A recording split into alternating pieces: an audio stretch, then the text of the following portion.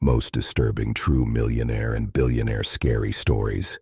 When you think of billionaires and millionaires, you probably picture luxury, yachts, and parties that money can buy. But what if I told you that some of the richest people in the world have lived lives far darker than any horror movie? Lives filled with obsession, paranoia, and terrifying secrets that wealth couldn't hide. Today, we're diving into the most disturbing true stories of millionaires and billionaires. Stories so shocking, they'll make you question whether money really can buy happiness, or just a different kind of nightmare. The Haunting of Howard Hughes, Billionaire's Isolation Nightmare. Howard Hughes was one of the richest men the world had ever known, a genius, an innovator, and yet one of the most tragically haunted individuals in modern history.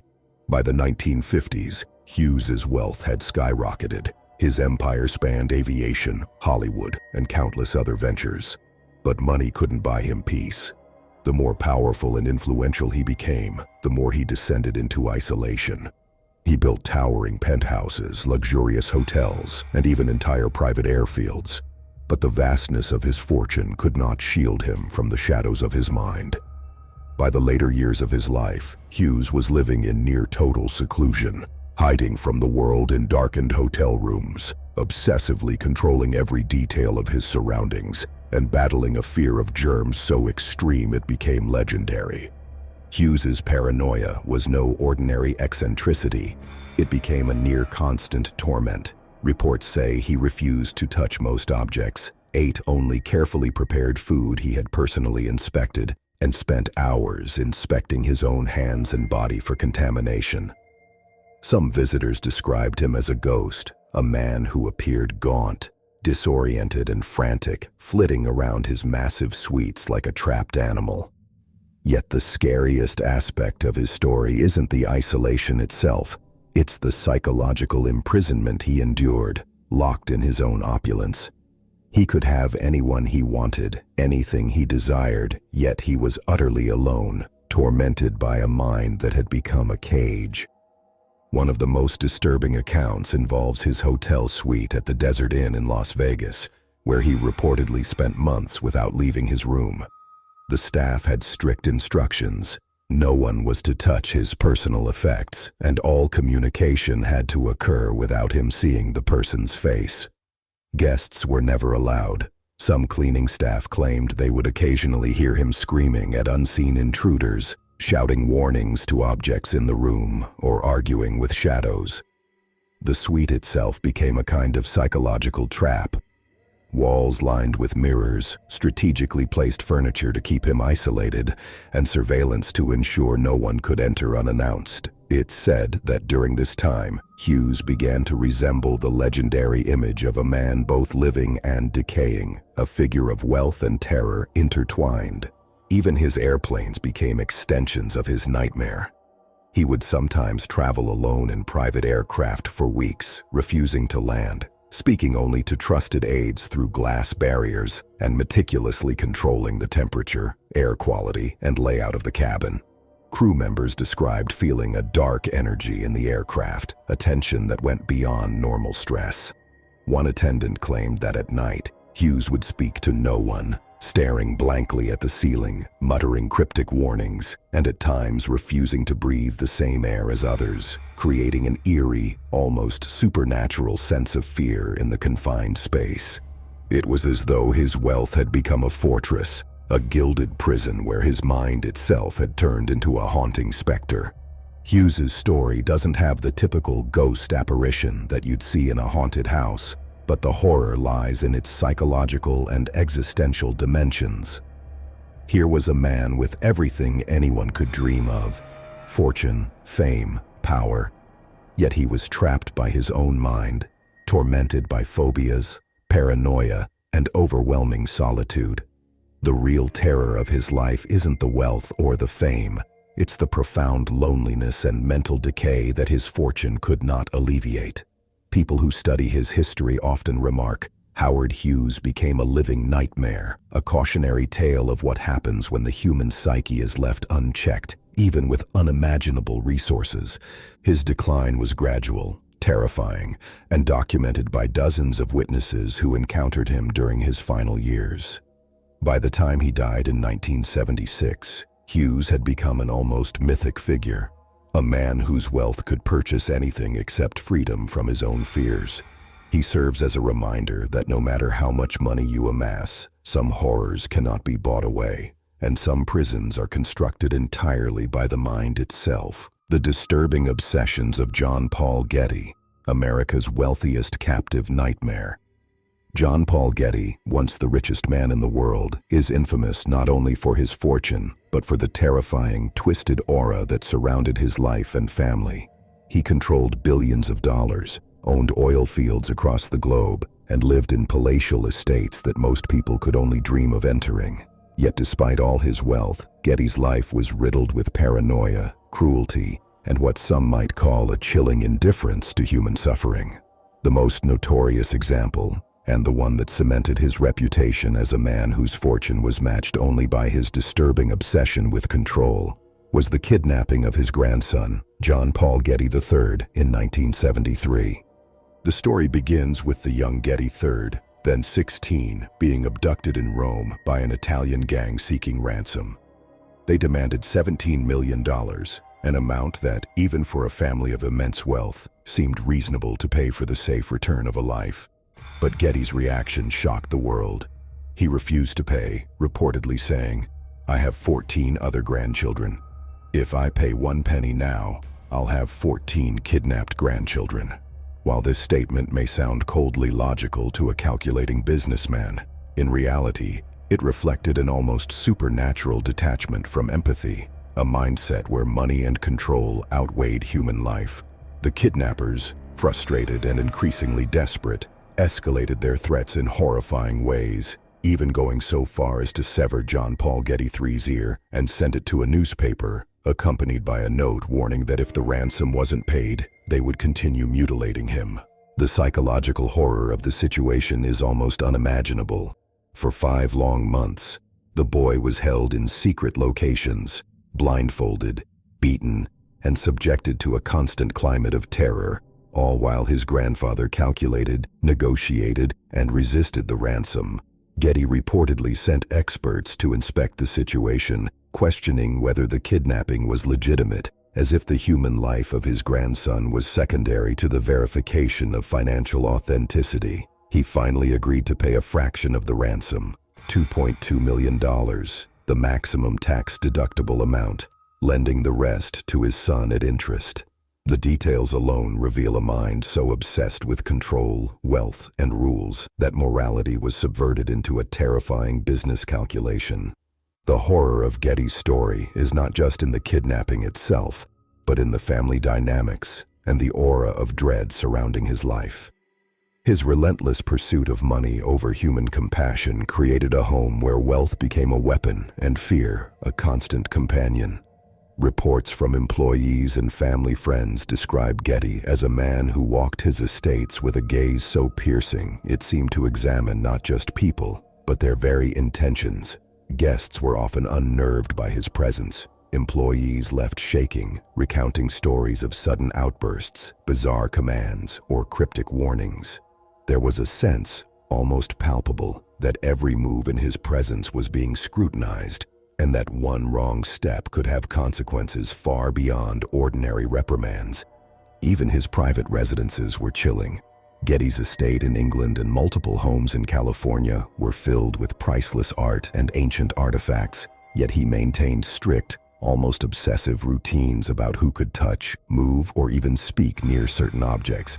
Employees recalled hallways lined with security cameras, hidden rooms, and panic buttons, a fortress of wealth designed to protect both possessions and the fragile ego of a man who trusted almost no one. It wasn't just paranoia, it was a meticulous system designed to control every aspect of life around him, and anyone who entered his orbit quickly learned that his mind was as formidable and unyielding as his fortune.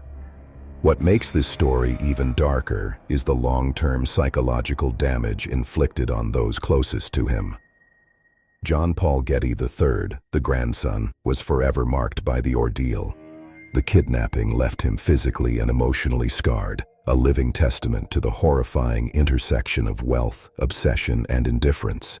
Employees who witnessed Getty's behavior often described a palpable, suffocating atmosphere, a feeling that fear, control, and dread were as much a part of his wealth as the oil fields themselves.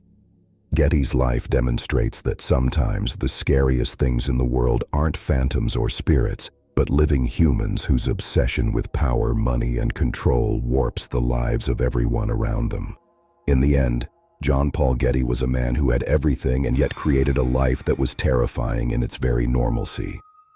Wealth insulated him from the consequences of morality, yet it amplified the horrors he could inflict, whether through psychological manipulation, calculated cruelty, or the creation of a household that functioned more like a prison than a home. His story serves as a haunting reminder that sometimes the richest people in the world have the scariest lives, not because of monsters outside, but because of the darkness inside.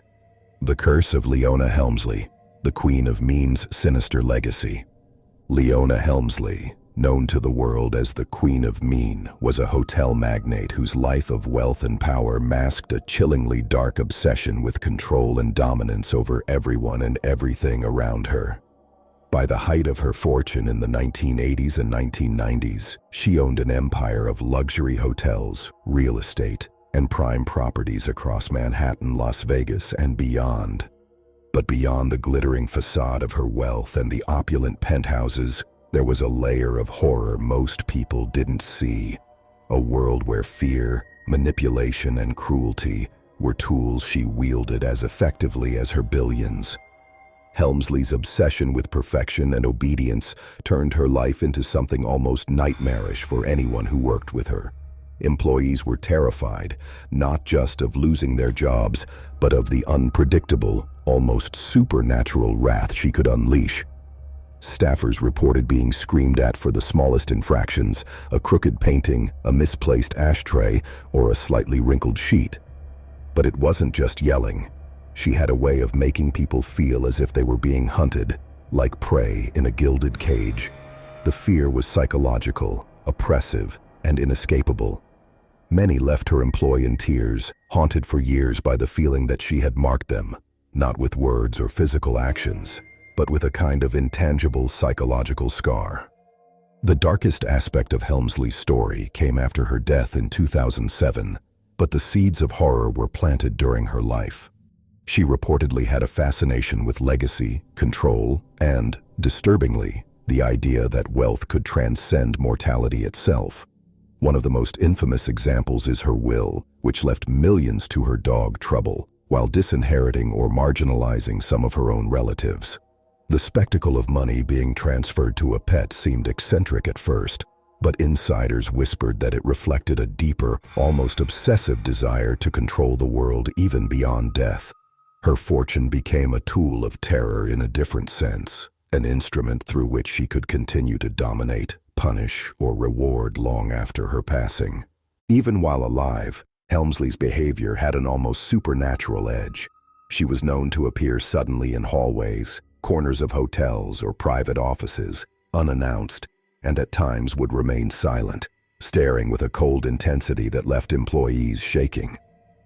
There were rumors of her walking the hotel corridors late at night, inspecting suites or rooms alone, her shadow stretching unnaturally long in the dim light, as though she were a figure both living and spectral.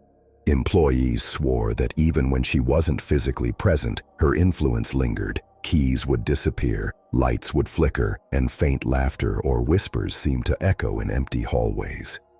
It was as if the hotels themselves had absorbed her personality, her obsession, and her cruelty, making the buildings an extension of her will. Some of the most disturbing accounts involve her treatment of family members. Her grandson, Matthew, became a pawn in her obsessive control over inheritance and status. Stories from relatives suggest that Leona's manipulations were so intense that family gatherings became exercises in fear, anxiety, and subtle psychological warfare. Every conversation, every glance, every gesture was calculated, reinforcing the hierarchy she created, ensuring that even loved ones remained in a state of unease. To be in her presence, one had to navigate a labyrinth of intimidation, threat, and unpredictability, a living nightmare wrapped in the trappings of luxury. Even her private spaces were eerie. Helmsley's Manhattan penthouse was reported to be almost fortress-like, filled with priceless art and rare artifacts, but organized with extreme precision. Nothing could be moved without permission, and her staff described the sensation of being constantly monitored, even when alone. Some employees claimed that at night, her presence could be felt in the rooms, as if the air itself carried her scrutiny. Lights would flicker, doors would open or close on their own, and a faint but distinct scent of her perfume seemed to linger hours after she had left. Whether supernatural or psychological, this aura of control created an environment of constant tension and fear. The real horror of Leona Helmsley's life is that her wealth enabled this level of domination.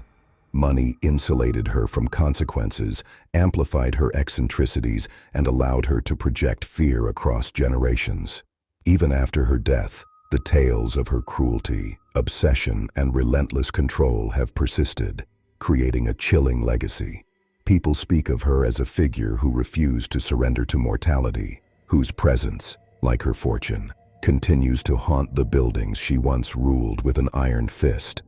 Leona Helmsley wasn't just a billionaire. She was a living manifestation of wealth's ability to warp human behavior into something horrifying. Her life shows that extreme money can create extreme isolation, extreme control, and ultimately, a horror that lingers long after death, leaving a legacy not of generosity or kindness, but of fear, obsession, and the unsettling knowledge that power can distort reality itself. The terrifying obsession of Robert Durst, the billionaire with a dark secret.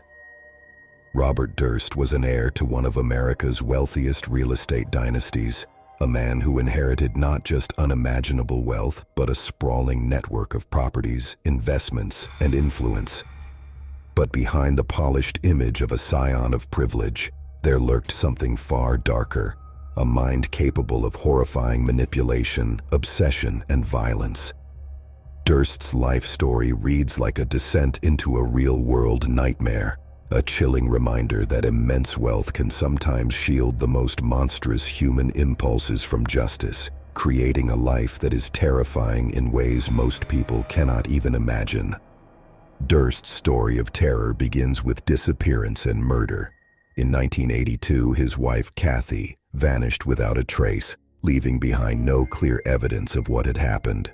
While investigators initially suspected foul play, Durst's immense resources and careful manipulation of evidence allowed him to evade serious suspicion for years. Those closest to him described him as a charming yet unnervingly calculating figure, a man who could disarm, deceive, and intimidate without ever raising overt suspicion. The real horror is that the wealth which should have been a shield for comfort instead became a tool of evasion, allowing him to orchestrate situations where danger, uncertainty, and fear could fester unchecked. Years later, Durst was linked to multiple deaths under increasingly bizarre and horrifying circumstances. In 2000, he was implicated in the murder of Susan Berman, a close friend who reportedly knew secrets he wanted to keep hidden. According to prosecutors, Berman was killed to prevent her from speaking about Kathy's disappearance, a brutal act carried out with almost surgical calculation. The chilling aspect of Durst's actions is the complete detachment with which he approached life and death, a man who could orchestrate murder, evade capture, and continue to live in luxury, while those around him lived in terror. Durst's behavior became even more surreal and terrifying during the years he lived under assumed identities. He wandered from city to city, sometimes living in abandoned buildings, sometimes hiding in plain sight, all while using his fortune and charisma to manipulate those around him. Employees, neighbors, and friends reported strange behaviors. He would appear unannounced, insist on complete privacy, and exhibit sudden, frightening outbursts of paranoia. Some described feeling an invisible weight in his presence, an almost supernatural sense of being watched, as though the darkness of his mind extended outward, touching everything around him. Perhaps the most disturbing account comes from his time living in New Orleans under an alias when he was implicated in yet another violent incident.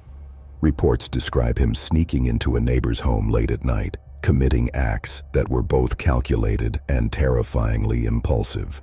Those who observed him later recounted a sense of unreality, a man whose social charm and wealth could make him seem normal, while beneath that veneer lurked a presence capable of unthinkable acts.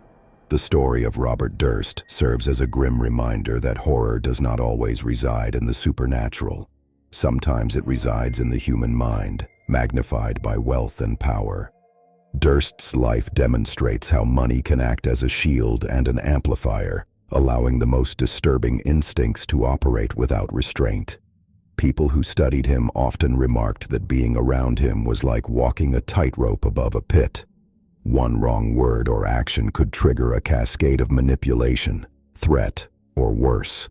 The tension he created was invisible yet palpable, a constant, oppressive force that turned every interaction into a potential nightmare.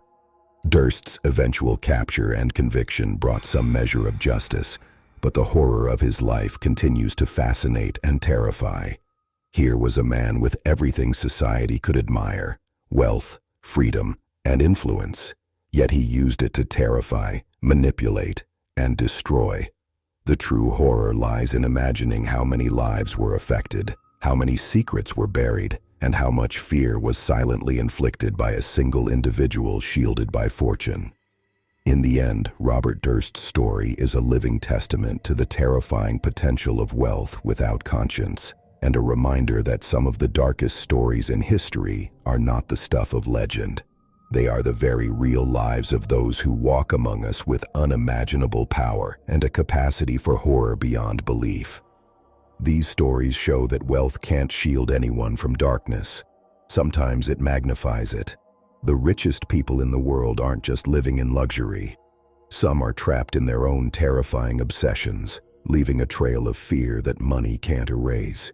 If you enjoyed uncovering these dark, real-life billionaire horrors, make sure to like and subscribe, because the deeper you go into the world of the ultra-rich, the stranger and scarier it gets.